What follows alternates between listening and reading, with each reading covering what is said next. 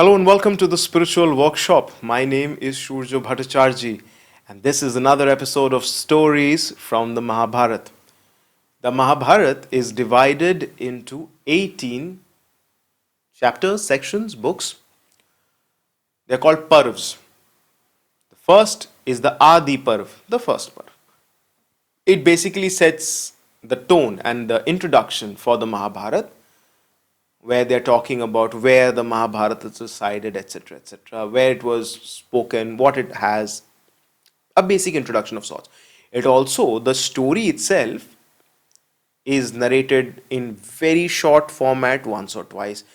What's happening essentially is the sages are sitting there, and Sauti, who is narrating this story, who's also a sage, so he's sitting there he's heard the narration at the sacrifice where Vaisampayan the Rishi says it originally. He's heard it there and he's come to narrate some of it. And he narrates it very shortly. Then the other sages are like, please, this is wonderful. Could you elaborate further? So then he elaborates a little bit more. Then like, could you elaborate further? Then it goes more. That's the nature of the discourse. So here, in today's video, I'm going to talk about a very specific event, and we're talking about a conversation between Dhritarashtra and Sanjaya. The king Dhritarashtra, king of the Kauravas, king of Hastinapura, and Sanjaya, his charioteer. Now, Sanjaya was given the gift of farsightedness, foresight, prophecy, Doordarshan, so that while they were sitting in the palace in Hastinapur, Sanjay could see the events unfold in the battlefield of Kurukshetra and narrate it to Dhritarashtra.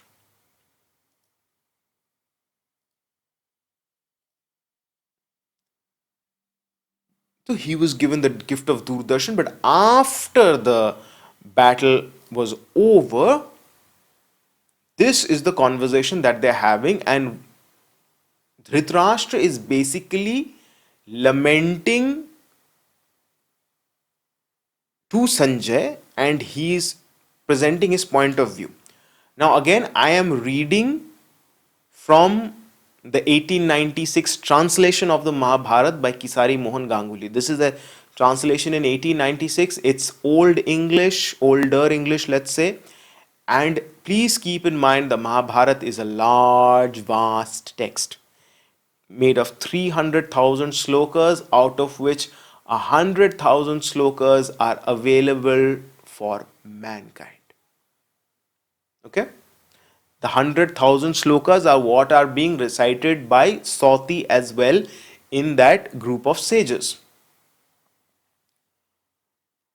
And I will try to shorten this a bit because even this is seriously long, but this is, you can imagine that Dhritarashtra is basically counting the factors which caused him to think each time any of these factors happened, he's thinking, oh, I have no chance. My sons have no chance. My sons have no chance. Okay.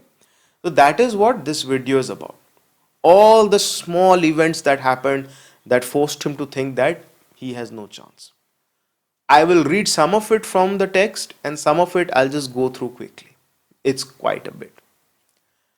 Attend, O Sanjay, to all I am about to say, and it will not become thee to treat me with contempt. Don't think of me badly, just listen to what I am having to say. Thou art well versed in the Shastras, intelligent and endowed with wisdom. My inclination was never to war, nor did I delight in the destruction of my race. Because keep in mind, all the Kshatriyas are dead. After the Kurukshetra war, there are 3 Kauravas alive and 7 Pandavas. 7 from the Pandav side, 3 from the Kaurav side. That's it. 10 people are left. And if you look at the total number of people who had gone, and it was like 1.8 billion or something. I could be wrong on that, but vast numbers of people. Everybody from across the country had come to fight. So the entire race of Kshatriyas is wiped out. I made no distinction between my own children and the children of Pandu.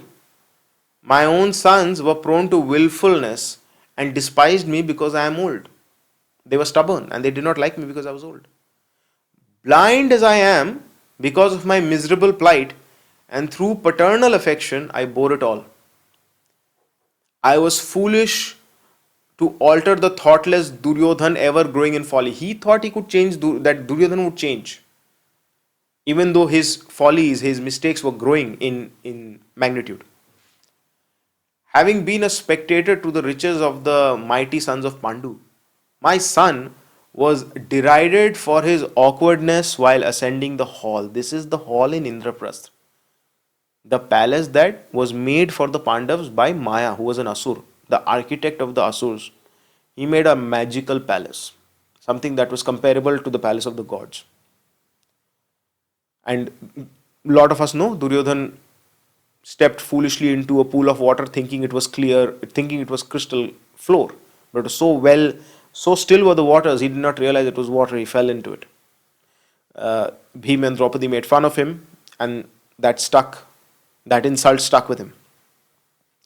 Unable to bear it all and unable himself to overcome the sons of Pandu in the field, and though a soldier, unwilling yet to obtain good fortune by his own exertion, with the help of the king of Gandhar, he concerted an unfair game of dice.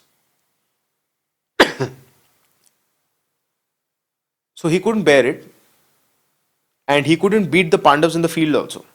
And even though he was a soldier, he was unwilling to get his fortune by his own efforts. So then he mixed with Shakuni and he concerted that unfair game of dice.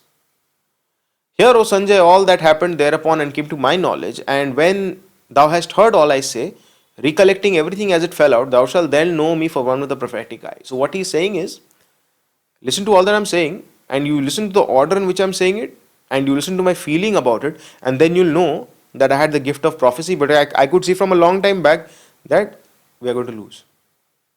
So these are the events he's stating. I'll just go through them really quickly. First, he's talking about when Arjun won the Swayamvar for Draupadi. When he was able to bend the bow, then he says, oh, Sanjay had no hope of success. Second, when Arjun ran away with Subhadra. Subhadra, of course, being Krishna and Balram's younger sister. There were going to be repercussions. Balram was very upset. But Krishna pacified him. So what happened? They had happy married life, and Krishna and Balram were allies, and they came to Indraprastha and they were absolutely happy. These people, Dhritarashtra, like, my God, he took away the sister of Krishna and Balram and there's no repercussions. Then he knew he had no chance of success. Well, look at there's destiny at play here. Third, in the forest of Khandav,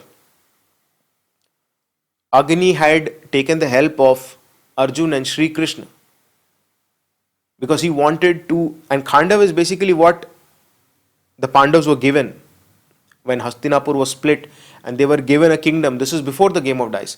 They were given a forest area called Khandavprastha. It was a forest, totally not habitable. You could not live in that. They cleared that and made Indraprastha. How did they clear it? The Lord Agni had come to them and said, I want to eat this forest. This is the story which we'll absolutely get. It is a beautiful story. The quick part of the story is Agni had asked Arjun and Krishna to fight Lord Indra, because Lord Indra was reigning whenever Lord Agni was going to eat this forest. He wanted to burn the forest, it would rain, he couldn't burn it. Why was Indra doing this? Because Indra's friend Vasuki, the serpent king, stayed in the forest. So there was like an understanding. And Agni was like, boss, I need to eat this, I'm getting out of health. All sorts of sacrifices are happening, everybody's putting ghee and butter, I am just having ghee and butter, I am becoming bloated, I am not liking it, I need to burn through a forest so that I can eat healthy. That is healthy food for Agni.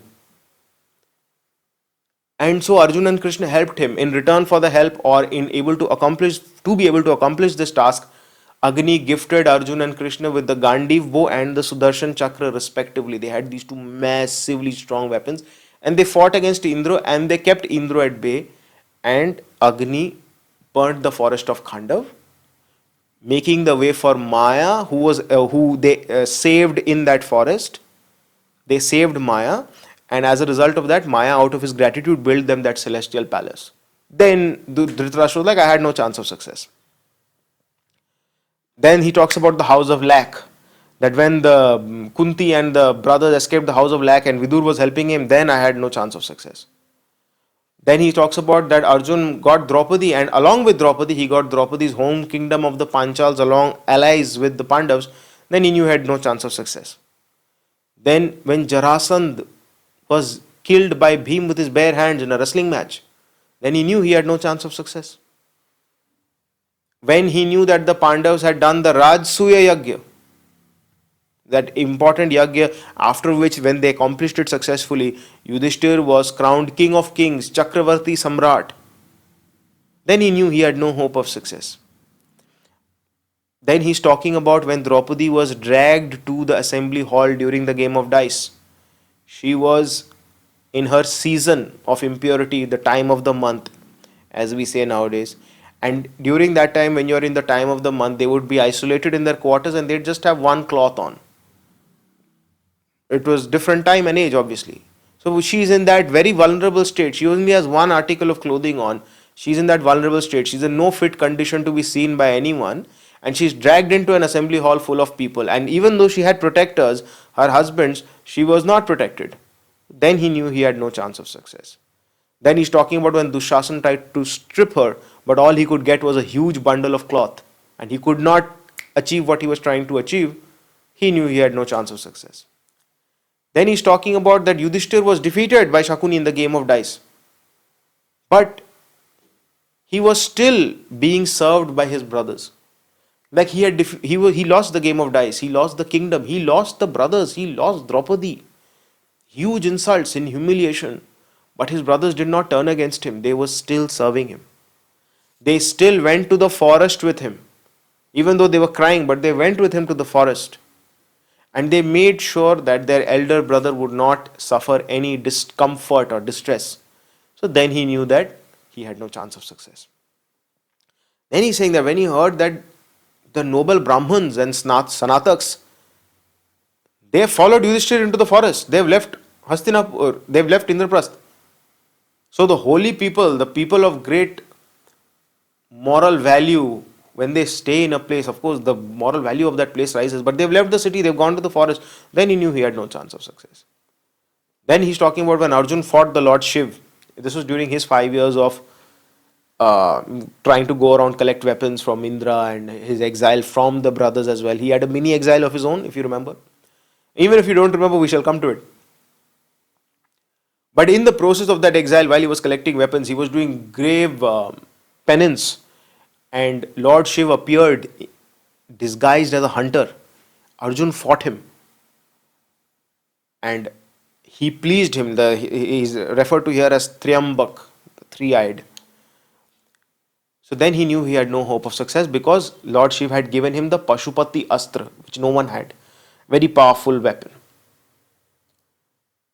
Then when he hears that Arjun has gone to Indra, to Swarglok, because Arjun spent time in Swarglok with Indra. Indra is his daddy. He spent time in Swarglok. He obtained all sorts of celestial weapons. There were certain creatures called the clans of people called Kalakeyas and Paulomas. They had boons that they could not be killed by the gods. So they were harassing Indra and all that. And Arjun went and defeated them. There were asuras that were to be defeated. Arjun went and defeated them. He's helping the gods. So when that happened, then Dhritarashtra knew he had no chance of success. When he heard that Bhim and the other sons went to Vaisravan, and which was inaccessible, those regions are not even accessible by men. When he knew that they are going to places which are not accessible by men, they're okay, I can't win against this, no. Then when he's talking about the Goshyatra, that is the cow census. Karn had told Duryodhan that let's go on we will talk about this of course in more detail. Go on the cow census, and the cow census will do near where the Pandavas are camping in the forest. This is already after the game of dice. And we'll go and harass them. But actually they were captured by Gandharvas and Arjun was the one who had to free them. It is a very humiliating episode for Duryodhan and for Karn. So then he knew he had no chance of success. Then he's talking about when Dharmraj, that is the god of death or the god of justice, had taken the form of a yaksh, and on the border of a lake, he had tested all the brothers, and Yudhishthir was successful in that test. Then he knew he had no chance of success. Again, another story that we will talk about. Something that I used to, it was a story in my school as well, in a literature book, in literature as a matter of fact. Then he's talking about in the 13th year, the year of disguise, when they couldn't discover them. And during the end of that year of disguise, when Arjun in one chariot defeated the entire Kaurav army, it was one chariot versus the entire army and he defeated them, then he knew he had no chance of success. When he realized that Krishna, who was basically Lord Vishnu's avatar, and Lord Vishnu in a previous avatar, Vaman avatar, had covered the entire earth with 1 foot, we'll get to it. When he knew that Lord Krishna is taking such an active interest, then he knew that he had no chance. How can it be when the God of gods is. When he heard that Yudhishthir, he had no kingdom, he had no nothing, but when it came to time to fight in the Kurukshetra war, he still had an army of 7 Akshaunis. Akshaunis is a unit of number of people in, I think it's like 1,29,000 or something. Don't quote me on this right now, but we will get to it. We will get to it.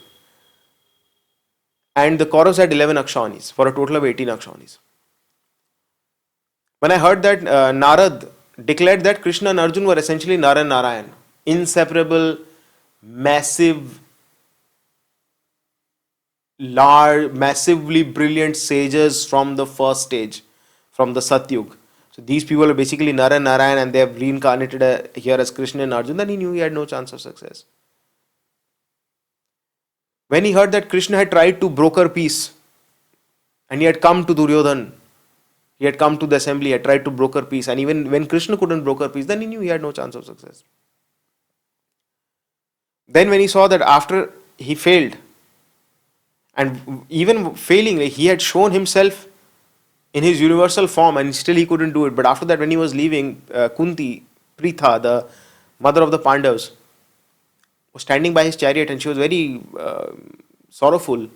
And Krishna said, "It will be all right, I'll take care of it." Then he knew he had no chance of success. When he saw that Bhishma, Drona, all these people who are on the Kaurav army but they are giving their blessings to the Pandavas, then he knew he had no chance of success. When Karna said to Bhishma that, as long as you are general, I'll not fight under you. In the 18 days, the Kurukshetra war was fought over 18 days. First 10 days, Bhishma Pitama was the general. Those 10 days, Karna did not fight. He did not fight. He only started fighting after Lord Bhishma was taken off the battlefield when he was defeated. That's when he started fighting. Things could have been different if Karna was fighting all 18 days. When he heard that the Sri Krishna is with Arjun as his charioteer and Arjun has the major Gandhi bow and like these three together you can't defeat. So then he knew he had no chance of success. When he heard that Arjun was not willing to fight, the episode of the Bhagavad Gita, he was not willing to fight. He sat down on his chariot, I don't want to do this. But then Krishna showed him the universal truth, showed him his universal form and got him to fight. Then Dhritarashtra knew he had no chance of success. When Bhishma was killing 10,000 charioteers, daily he was killing 10,000 charioteers. That means over the course of 10 days he killed 1 lakh people. But he did not even touch any of the 5 Pandavas. Then he knew he had no chance of success. Bhishma, by the way, himself said, "This is the way to defeat me." He told that to the Pandavas. So then Dhritarashtra knew he had no chance of success. When he saw that Shikhandi was placed in front of Arjun and then they killed Bhishma, then he knew he had no chance of success. When Bhishma was lying there on his bed of arrows and he wanted water, he was thirsty. Where they'll go from the battlefield to get water from a tent or whatever, Arjun just shot an arrow into the ground and out popped water and Bhishma drank the water and was satisfied. Then he knew he had no chance. How can you fight against these things? When Vayu, along with Indra and Surya, they are starting to conspire for the success of the sons of Kunti because they are the fathers. Vayu is the son of Bhim, Indra is the Vayu is the father of Bhim, Indra is the father of Arjun. Even Surya, who is the father of Karna, is on their side only. Where do you go from here? When Drona, who was showing all these various modes of fight and this and that, but he could not kill any of the Pandavas, then he knew he had no chance of success. When the Sansaptakas, who were specifically there just to hinder Arjun in the battlefield, but they were all killed by Arjun himself. He had no chance. When he heard about the Chakravyu, which was supposed to be not penetrable at all, you can't break through the Chakravyu, and Abhimanyu broke through it single-handedly and went in, then he knew he can't win. But then when all those Maharats who could not touch Arjun or anybody else, all of them ganged up on that 16-year-old boy and they killed him. And they were laughing about it. All this when he heard, he knew he would not win. He had no chance of success. When Arjun came to know about it and he made his grave vow against Jayadratha, I will kill this person before sundown tomorrow or I will die myself. Then he knew he had no chance of success, and when he fulfilled that vow, then also he knew he had no chance of success. There was an episode in there where the horses on Arjun's chariot, they were going so hard in trying to chase after Jayadratha that the horses were tired. And Krishna was like, you know what, let the horses drink some water. And Arjun, like, in the middle of the fight, nobody does this. How can you just let the horses go out to drink water? He's like, no, they need it. So he let the horses go drink water. This has never happened before. And even that, when Dhritarashtra heard, he was like, yeah, there's no chance that I'll win. This, because again, this is so unheard of. Karn fought against all the Pandavas one on one. And apart from Arjun, he defeated all four of them very easily. But he had made a promise to Kunti that he would not kill her sons. He would only kill Arjun or he would die, so she would still be left with 5 sons. So willingly, he did not kill the Pandavas. When he had them, like, he dragged Bhim by his bow. He could have done that, but he didn't because he was a man of his word. When Dhritarashtra heard that, he knew he had no chance of success. When he saw that Jayadratha was killed despite everybody trying to protect Jayadratha, he knew he had no chance of success. When he saw that Ghatotkach was killed by Karn, because that is the way Krishna manipulated it, and the way in which Ghatotkach was killed, where Karn had to use his unmissable Shakti. Shakti was a weapon given to him by Lord Indra. We'll come to that story. But he had to use it. It was a one-time use weapon. It was Indra's own weapon. And he was going to use it against Arjun. But Krishna made the manipulation so that he had to use it against Ghatotkach. Then he knew he had no chance of success. When Drishtadyumna killed Dronacharya, while Dronacharya was not armed, while he was just seated, which is against the laws of battle, then he knew that he had no chance of success. When Nakul, the son of Madri, he engaged in single combat with Ashwathama, and Ashwathama was supposed to be better than Nakul. But Nakul was the best charioteer amongst all of them, and he drove his chariot in circles around Ashwathama. Ashwathama didn't know what was going on. So then he knew, like, because Nakul was such a good charioteer that apparently if it were raining and he would drive his chariot through, none of the horses would get wet. He was that good. Okay. Then when Ashwathama fired the Narayani weapon to destroy all the Pandavas, but he couldn't do it, then he knew it was not going to happen. When he heard that Bhimsen drank the blood of Dushasana on the field, then he knew. When he heard that Karn was slain by Arjun, then it wouldn't happen. And so many others. Shalyam, the king of Madra, Shakuni. Shakuni was killed by Sahadev. And when he heard that, so all these people are dying and he's like, I don't have chance of success. When he heard that Duryodhan, who was so exhausted, went to the bottom of a lake and was lying there, he was with no chariot, his strength gone, his friends are dead. He knew that it was not going to happen. The Pandavas went to the lake and they started goading Duryodhan, and Duryodhan, of course, he could never handle insults. Duryodhan, he was a proud man. He came up to fight. And then again in that fight, he was unfairly killed by Bhim on instructions from Krishna. Then he knew he had no hopes of success. When he heard that Ashwathama and all that killed the sons of Draupadi in their sleep, whoever was remaining, very few people were remaining in the camp. 5 sons of Draupadi were there, and Kritavarman and Kripacharya and Ashwathama, they thought that these were the Pandavas only. They mistook them and they killed those children. So then he knew he had no chance of success. And then when Ashwathama released the weapon called Aishik, which was going to destroy all the Pandavas when he was being pursued by Bhim, but then it got channeled into the womb of Uttara. So then he knew he had no hope of success because such a massive affront had happened. This was the major transgression. Then Ashwathama charged the Brahmasira weapon, which is supposed to be as powerful as the Brahmastra, even more powerful. And Arjun, he did at the same time.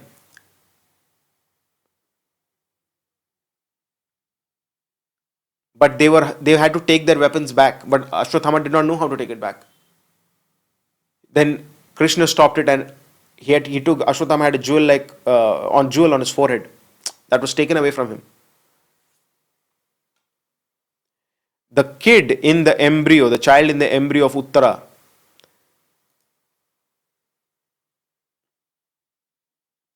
who was injured by this. So when Krishna then pronounced curses and Rishi Vyas, he had no hope of success. So these are all the reasons, and so many reasons, and all of these are individual stories that we shall get into over time. But this is all in the Adi Parv, and this is just the king Dhritarashtra lamenting to his charioteer Sanjaya. I hope that each of these small stories, it's all said in a couple of lines or 3-4 lines, they all sort of remind you as to how many stories there are in the Mahabharata, even just within the context of that war and within the context of the cousins. Beautiful, absolutely beautiful. There are more things, of course, that he says. We are just, if I were to tell you page number wise, this is page 30 of 5147. Don't be scared. It's okay. We'll get through it. Should be good fun. But yeah, this is the conversation between King Dhritarashtra and his charioteer Sanjay.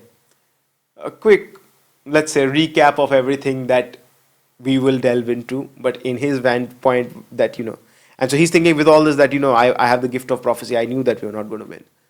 And we're not going to win because, whatever, your luck was like that. It's what it is. It was not meant to be. Anyway, I hope you enjoyed this video. I had fun making it. Can't wait to see you in the next video.